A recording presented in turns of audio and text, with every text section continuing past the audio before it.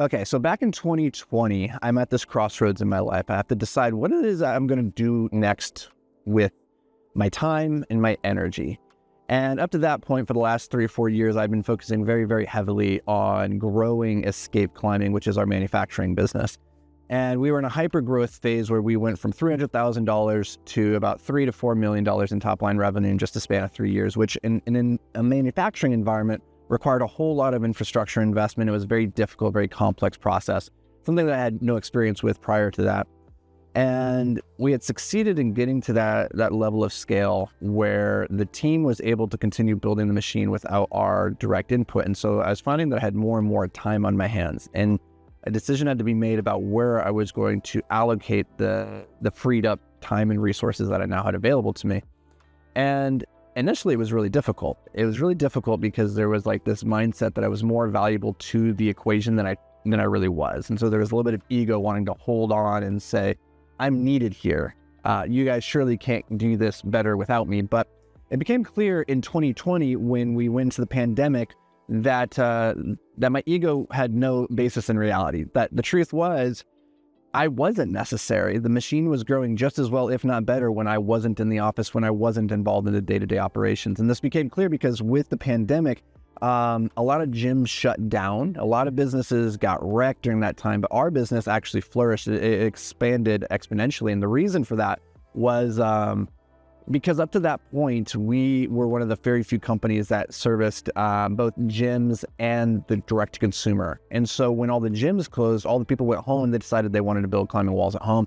And so suddenly we got access to all that business. All our competitors went out. We got the large market share, right? So 2020 was an incredible year of growth for us. And in that year of growth, our systems expanded and stretched to capacity. And I got to see how the team would rise to the occasion without me. And so all that's to say, long story short, is I had a decision that I needed to make, which was, what am I going to do with this next phase of my life? All right. And up to that point, I had been growing my own real estate portfolio for a number of years, just buying and managing the assets with my own internal resources, my own money, my own team.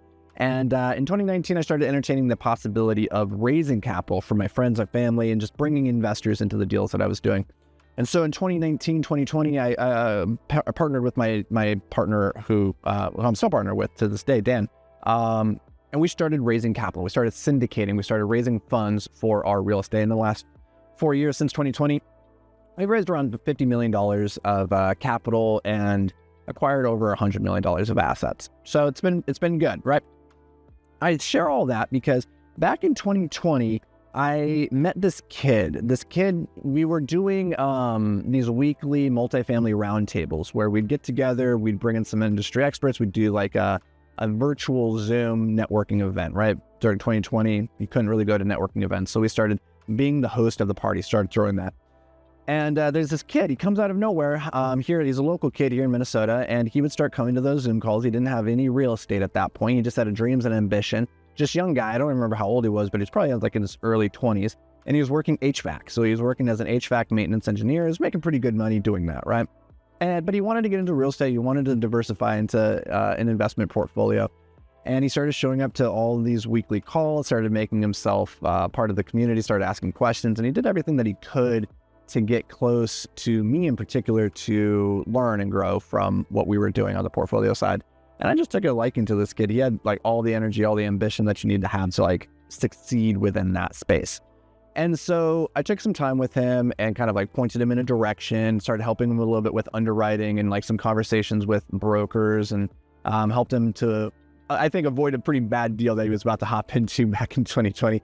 But all that's to say, it's like fast forward a couple of years, and this guy, he's acquired a couple of quads. He's managing those in-house, and he's doing very, very well. But the reason I wanted to do this podcast today is I wanted to share a little bit about his story that has just played out over the last couple of months. And I think it's a very, very powerful story to understand and apply in your own life.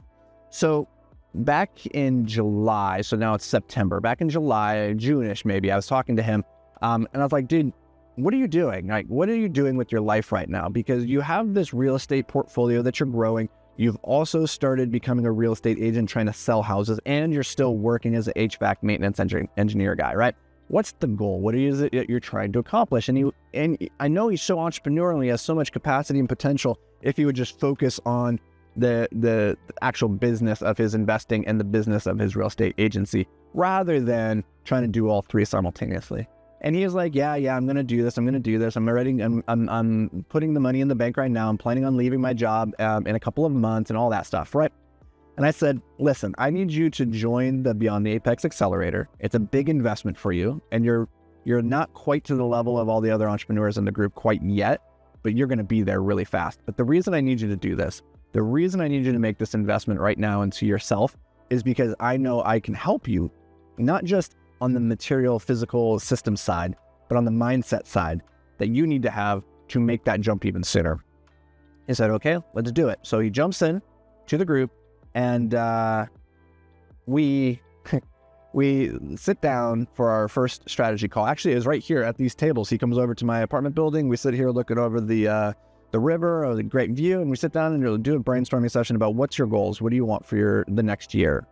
And we laid out a really aggressive strategy that said, you're going to leave your W-2 job, your HVAC job, this month, in the next 2-3 weeks. And we set that target for the end of July. And he wasn't ready when he got to that point. He was scared. I remember he come to a coaching call, and he wasn't quite ready to do it yet, but he did it. And he pulled the plug, and he left his W-2, and he started building the plane on the way down. And something remarkable happened. In that time, he has flourished. In the last month, he left less than just a little over a month ago. And in that time, he has already gotten these premium luxury real estate listings. One listing, if he sells this thing, will make him more off that one listing than he made an entire year working HVAC. And so he was so afraid of how am I going to replace my income if I leave this thing? And as soon as he did that, these opportunities started to expand, because that what you focus on, that it becomes your reality. What you focus on expands. And he said, I'm going to make this work. And next thing you know, he has all this traction. He's getting great social media traction. He's getting all these big, luxurious, premium listings that are practically going to sell themselves. It's the creme de la creme of listings, because they're so easy to sell, because they're just so highly desirable, so highly sought after. So he's on the right side of that transaction. And I wanted to share this with you because you might be on the fence right now considering a big life change. And as entrepreneurs, it's hard to know when is the right time to pull the plug. And I'm not saying you should go do that prematurely. I do believe you need to have the foundation set so that you can see, when I pull the plug, I have the means to sail rather than just plummet to the ground. If you need help with that, if you need that mindset shift, get around people who have done that, who have made that shift before, so that you can share from their collective wisdom. You can get their gift of perspective that they have, as a result of standing maybe just a slightly higher on the rung on the ladder than you can. They can see a little bit further. Get that around yourself so that you can have the confidence that comes from their success, but also you can get the vision for your life that they have for you, which is further than you can see for yourself. And that right there, I think, is the best gift that you can have from a mentor or a coach. So that's going to do it for me, guys and gals. I appreciate you. We're back in Minnesota. It feels good. The weather is crisp, much better than it was in Italy. So really, really feeling the vibes here right now. But I appreciate you guys. We'll see you in the next episode. Until then, stay hyper-focused, my friends.